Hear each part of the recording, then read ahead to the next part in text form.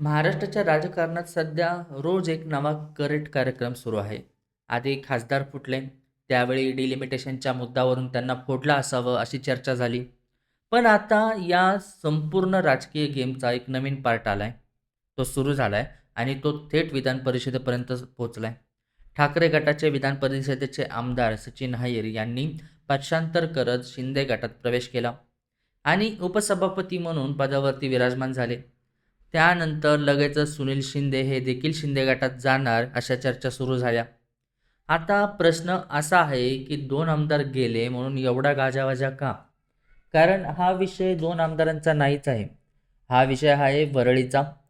ज्या वरळीतून आदित्य ठाकरे यांनी पहिली निवडणूक लढवली, जिथून ठाकरे घराण्याचा पहिला सदस्य थेट जनतेतून निवडून आला, त्याच बालेकिल्ल्यावरती आता एकनाथ शिंदेंनी थेट हल्ला चढवलाय. त्यामुळे प्रश्न असा निर्माण होतो की संपूर्ण महाराष्ट्रात इतके मतदारसंघ असताना शिंदेंचं लक्ष फक्त वरळीवरती का आहे? ठाकरे ब्रँड संपवण्यासाठी आणि आदित्य ठाकरेंना घेरण्यासाठी वरळीचाच गड का निवडला गेलाय? नमस्कार, मी मराठी कॉमन मॅन रिश and never ever underestimate the power of a common man.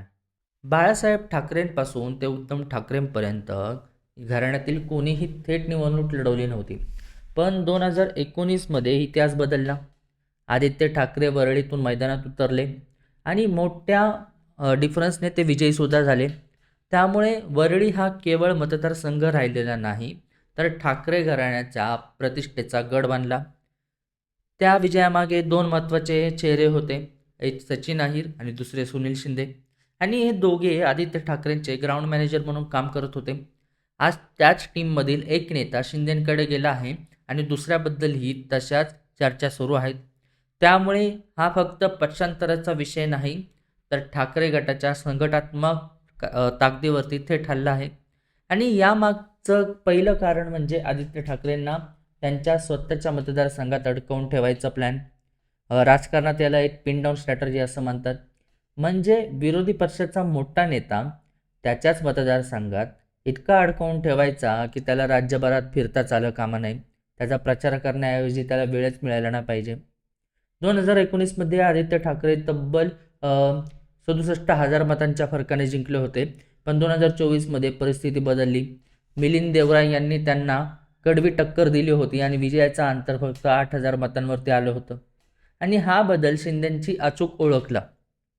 आता सचिन अहिरसारखा प्रभावी नेता आपल्या गटात घेतल्यामुळे वरळीतील समीकरणं आणखी बदलू शकतात.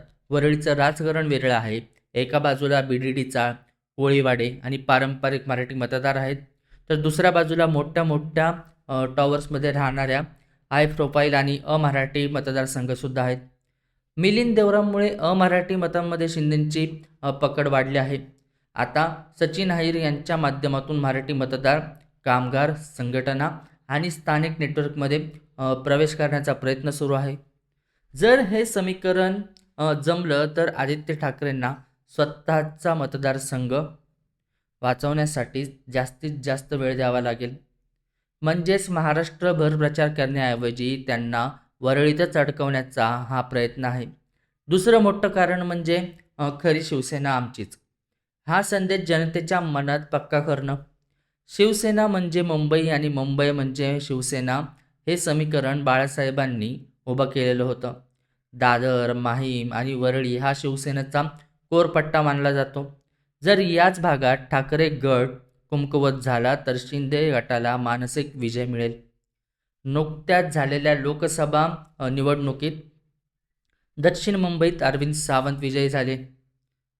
तरी फक्त वरळी विधानसभा मतदारसंघात यामिनी जाधव यांना जवळपास 57,000 मतं मिळाली होती.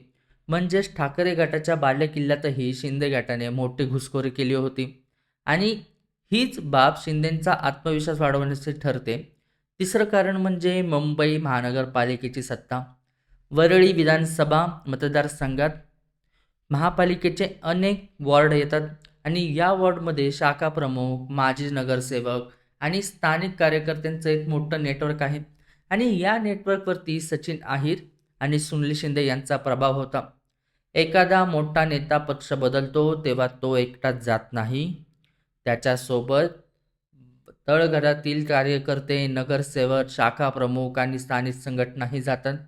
त्यामुळे शिंदे गटाचा उद्देश तर स्पष्ट आहे. वरळी आणि दक्षिण मध्य मुंबईतील ठाकरे गटांचं स्थानीय नेटवर्क कमकुवत करायचं आणि आगामी महापालिका निवडणुकीसाठी मजबूत पाया तयार करायचा. यामागचं चौथं कारण म्हणजे वरळीचं अर्थकारण. एकेकाळी गिरण्या आणि कोळीवाड्यांसाठी प्रसिद्ध असणारा वरळी आज मुंबईतील सर्वात महागडा रिअल इस्टेट हब बनला आहे. इथल्या घरांचे दर लाख रुपयांप्रति स्क्वेअर फूटपर्यंत पोहोचले आहेत. देशातील मोठे उद्योगपती, सेलिब्रिटीज आणि कॉर्पोरेट कंपन्यांची कार्यालये इथं आहेत. आणि याशिवाय BDD, चाळ पूर्णविकास, झोपडपट्टी पुनर्वसन आणि इतर हजारो कोटींचे प्रकल्प सुरू आहेत.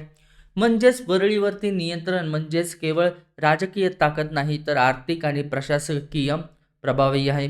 आणि त्यामुळे फक्त 2 आमदारांचा विषय नाही, तर हजारो कोटींच्या विकास प्रकल्पावरती कोणाचं नियंत्रण राहणार यावरही हा संघर्ष आहे.